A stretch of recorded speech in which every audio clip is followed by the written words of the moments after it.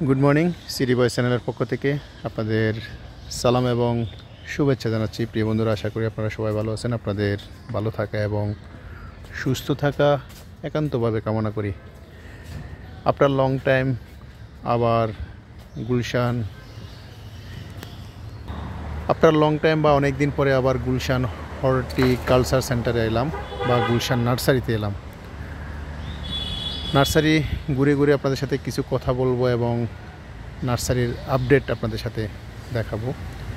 নার্সারিতে ঢোকার পথে একটি কাঁঠাল গাছ দেখা যাচ্ছে। কাঁঠাল গাছে অনেক কাঁঠাল ধরেছে, যদিও কাঁঠালগুলো পুষ্ট নয়। জানি না কেন এমন হলো, হয়তো মাটির সমস্যা হতে পারে, হয়তো বা রক্ষণাবেক্ষণের সমস্যা হতে পারে। যদি ভালো মানের পরিচর্যা পেত তাহলে এই কাঁঠাল গাছে যে কাঁঠালগুলো দেখতে পাচ্ছেন এগুলো অনেক বড় আকার ধারণ করত। এই পাশে বেলি ফুলের বাগান দেখতে পাচ্ছেন। অনেক গাছে ফুল ধরেছে, অনেক গাছে ফুল ধরার পথে আছে। খুবই সুন্দর লাগতেছে।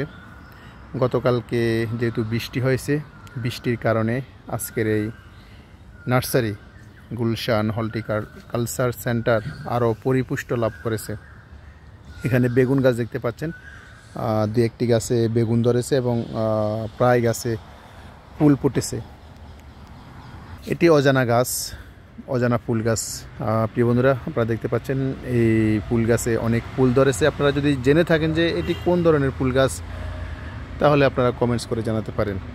পরে এখানে আরও ফুল গাছ দেখতে পাচ্ছেন, এই পাশেও ফুল গাছ দেখতে পাচ্ছেন।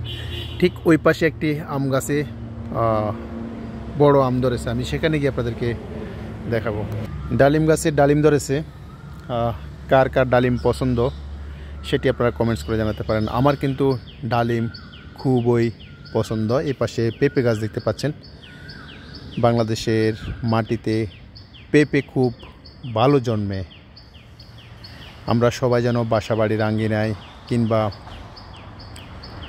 বাণিজ্যিকভাবে পেঁপের চাষ করি। এখানে একটি কমলা গাছ দেখতে পাচ্ছেন।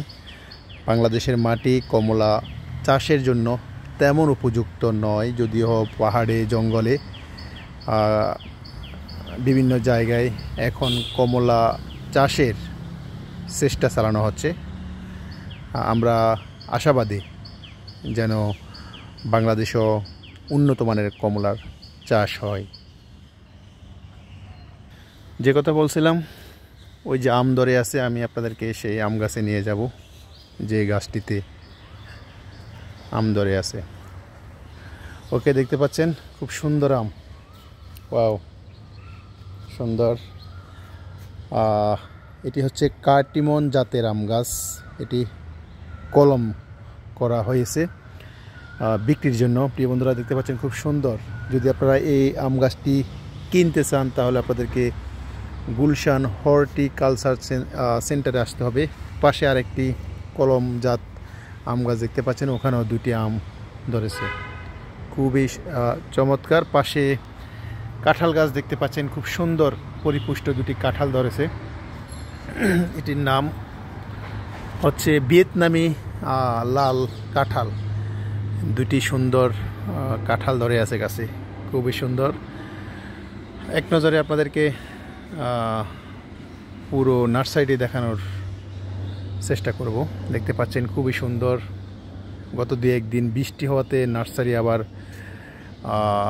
নতুন রূপে বেড়ে উঠতেছে। আরেকটি আম গাছ দেখতে পাচ্ছেন, সুন্দর আম, চমৎকার।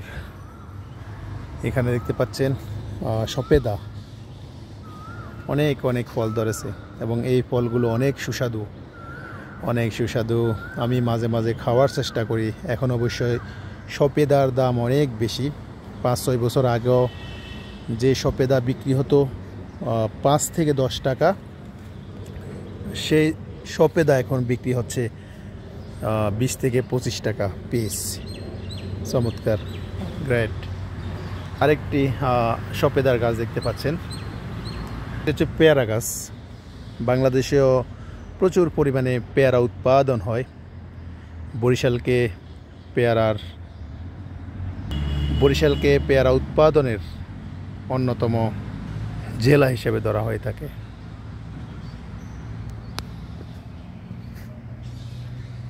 ওকে, প্রিয় বন্ধুরা, যদি ভিডিওটি আপনাদের ভালো লেগে থাকে তাহলে অবশ্যই আপনারা লাইক, কমেন্ট, শেয়ার করবেন, আপনাদের মতামত দিবেন।